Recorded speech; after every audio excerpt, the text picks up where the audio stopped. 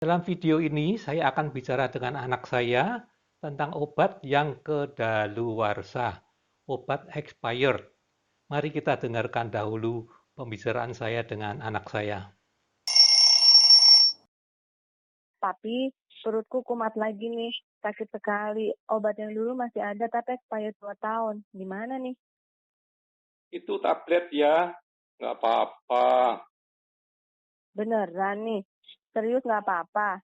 nggak apa-apa. Apalagi sekarang musim corona ya. Sekarang sudah jam 1 malam, kamu mau kemana? Minum aja, ya. Oke, thank you. Oke. Nah, kemudian saya tambahkan kepada anak saya tadi, bayangkan seandainya kamu pergi ke Pulau Seribu sana, menginap di sana, kemudian malam-malam kamu sakit, dan kapal hanya ada besok harinya. Malam itu kita tidak bisa kemana-mana. Jadi ya terpaksa dengan apa yang ada saja. Kemudian saya ceritakan kepada anak saya, dulu adikmu pernah papi kasih obat yang expired 10 tahun. Satu kur. Dan sampai sekarang ya tidak ada masalah apa-apa. Apakah yang disebut oleh tanggal kedaluarsa tadi, expiry date tadi ya? Itu adalah suatu tanggal yang ditentukan oleh pabrik obat yang menyatakan bahwa sampai tanggal sekian obat tadi masih di dalam batas-batas yang ditentukan oleh pemerintah. Batasnya itu ada di mana? Batas-batasnya itu ada di suatu buku yang disebut Farmakope. Ini bukunya. Dan ini salah satu contohnya. Kalau ngelihat di situ pusing deh. Kapsul amoksisilin ini begini pusing. Tapi lihat aja ya bagian atas itu. Kapsul ini harus mengandung tidak kurang dari 90% obat tadi. Jadi, kalau dia sudah turun dari 90%, katakanlah 89%, itu sudah expired. Tidak berguna. Katanya, ya, itu kata dari yang membuat peraturan. Yang membuat peraturan adalah siapa? Suatu badan pemerintah Indonesia. Indonesia mengambil standar tadi dari Amerika. Badan POM Amerika yang disebut FDA. Itulah adalah kiblat dari Indonesia dan kiblat dari sebagian besar negara di dunia ini. Amerika itu. Itu susah itu ya. Saya ini sekolah dokter ya, semua buku saya itu berasal dari Amerika. Nggak ada yang dari Singapura, nggak ada. Yang dari Cina nggak ada, yang dari Jepang nggak ada, yang dari Eropa nggak ada. Semua dari Amerika. Jadi kalau saya bilang Amerika, bukan saya mengintil ke sana. Memang saya mengintil. Ya. Jadi semua ilmu kedokteran dari dokter-dokter yang ada sekarang ini berasal dari Amerika. Semua ketentuan tadi tentang obat, tentang expiry date tadi niru sana, ngintil aja kita di belakang itu tadi ya. Nah, balik lagi tentang expiry date tadi ya. Jadi kalau tadi ditentukan harus 90%, kalau 89% bagaimana? Yaitu harus dibuang, nggak baik. Bagaimana secara kedokteran? Secara kedokteran saya katakan tidak apa-apa, makan aja. Mana buktinya bahwa itu masih berguna? Mana buktinya bahwa itu aman? Ada kok. Ada. Nah, itu sekarang menjadi cerita tersendiri. Ini begini. Coba, tahukah Anda siapa yang menyimpan obat paling banyak di dunia ini? Apakah pabrik obat? Tidak. Dia bikin langsung buang. Apakah rumah sakit? Tidak. Dia simpan langsung dibuang lagi, ya, diberikan kepada pasien. Apotek juga tidak. Perusahaan besar farmasi, apalagi. Yang terbanyak menyimpan obat itu adalah tentara Amerika.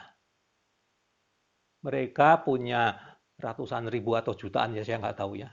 Jutaan tentara di seluruh dunia. Nah, mereka itu semua punya depot-depot obat. Jadi setiap tahun mereka harus membuang obat itu triliunan rupiah. Ya. Tahun depan buang lagi, sampai suatu saat tahun 1985 mereka tanya kepada FDA tadi, Badan POM Amerika, coba ini dipelajarin lagi. Kalau sudah expired, berguna atau tidak sih? Dilakukanlah suatu penelitian di sana. Hasilnya 90% obat itu kalau expired tidak apa-apa. Ada yang sampai 15 tahun tidak apa-apa. Dia masih berguna, dia tidak beracun. Jadi ada dua segi yang harus diperhatikan. Satu adalah efek terapeutik atau manfaat, kegunaan. Yang kedua adalah keamanan, safety. Apakah beracun atau tidak. Kedua-duanya ini untuk 90% obat tidak apa-apa. Meskipun sudah lewat jauh-jauh hari. Contoh yang lain yang banyak dipakai di rumah sakit, suntikan morfin, suntikan ketamin, kemudian infus air gula, infus air garam. Ini tiap hari ini rumah sakit ini infus itu. Itu 4-5 tahun nggak masalah. Itu kata dia ya, bukan kata saya ya. Itu kata dari penelitian di FDA yang kemarin itu. Ada beberapa obat yang berubah kalau sudah lewat masa kedaluarsanya. Contohnya adalah insulin, nitrogliserin. Jangan dipakai kalau kedaluarsa. Nah, mungkin ada yang bertanya, nah kalau begitu kenapa kok masih tetap ditentukan tadi itu harus 5 tahun, kalau lewat itu dianggap beracun, berbahaya. Nah itu tanya aja sama FDA kenapa begitu. Ya, jadi posisi saya bertolak belakang dengan Amerika. FDA Amerika tetap bilang jangan pakai obat yang kedaluarsa. Saya bilang pakai aja, nggak masalah. Ada buktinya, ada itu. Banyak kok. Ini contoh-contohnya. Jadi kita harus berhati-hati tentang masalah ini. Kemudian pertanyaan, ada orang bilang, kenapa di Amerika itu bilang demikian? Ya mungkin aja ada konspirasi obat di Amerika sana ya. Coba seandainya perusahaan di sana itu bikin suatu obat, tablet amoxicillin, dimasukkan di dalam kulkas, kemudian ternyata 15 tahun masih kuat. Maka seharusnya ditulis ya, tablet ini kuat selama 15 tahun, expiry date 15 tahun kalau berada di dalam kulkas. Dia rugi dia. Ya kan? Ngapain dia mempelajari yang demikian, rugi dia.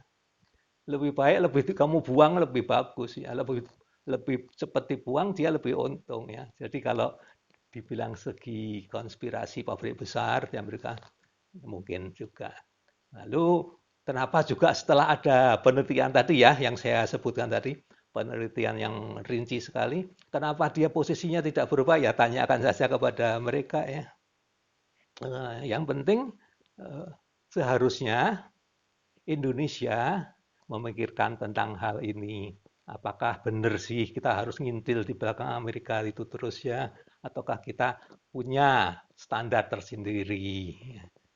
Mohon itu diperhatikan, kemudian didiskusikan itu. Tapi ini menyangkut masalah besar, masalah politik, masalah ekonomi dan uang.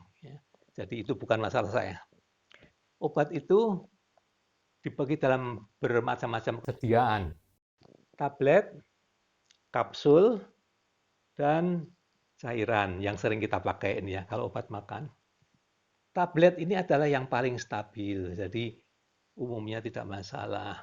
Cairan ini yang paling tidak stabil, jadi kalau cairan tadi sudah lewat masa berlakunya, ya lebih baik dibuanglah. Ya. Yang kapsul itu berada di tengah-tengah.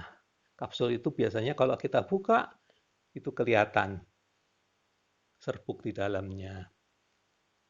Kapsul yang paling terkenal cepat berubah sifat adalah kapsul tetrasiklin. Jadi kalau kapsul tetrasiklin tadi itu berubah warna, jangan dimakan lah ya. Untungnya tetrasiklin ini jarang diresepkan sekarang ini. Yang makan itu sekarang ini hanya ibu-ibu yang cantik dan gadis-gadis yang cantik yang jerawatan. Ya. Obatnya khusus biasanya untuk orang jerawatan itu tadi. Sebagian besar ini yang saya bilang ya. Jadi untuk yang lain enggak usah mikir soal tetrasiklin ini tadi. Sebagai akhir kata, saya simpulkan pada umumnya obat itu tidak berbahaya meskipun sudah expired ya, pada umumnya. Itu berguna sekali dalam keadaan gawat sekarang ini ketika kita sulit untuk mencari obat ke apotek. Kita sebaiknya tidak ke rumah sakit. Jadi sekalipun obat tadi expired 1-2 tahun, saya kira tidak apa-apa ya. Khususnya di masa wabah corona ini. Banyak yang belum dibahas dalam video ini. Misal tentang kemasan. Kemasan yang rusak atau menggelembung itu merupakan petunjuk bahwa obat mungkin sekali sudah rusak. Lalu tentang warna, bau, dan rasa obat. Bagaimana mengetahui perubahannya? Misalnya amoxicillin itu punya bau yang khas ya. Kodein itu punya rasa yang pahit. Kalau baunya berubah atau kodein tadi yang biasanya pahit sekali terasa hambar, tidak pahit lagi, mungkin sekali obatnya rusak atau palsu itu. Ada lagi masalah stabilitas obat berkaitan dengan panas dan kelembapan. Obat yang disimpan di rumah, di kulkas, beda sekali dengan yang dijual di kios rokok di pinggir jalan. Juga obat-obat baru, antibodi monoklonal, yang banyak dipakai pada obat kanker itu, mahal sekali itu, dan gampang rusak. Kemudian ada masalah kebiasaan masyarakat, masalah tingkat pengetahuan masyarakat, masalah obat palsu, dan sebagainya. Kalau dibahas semua, saya kira tidak selesai ya. Kepada Anda yang masih menonton sampai saat ini, meskipun sudah saya beritahu bahwa ini hanya untuk anak-anak saya, kalau Anda ingin melihat video saya yang lain, silahkan subscribe di sini. Klik di situ gambar semar itu.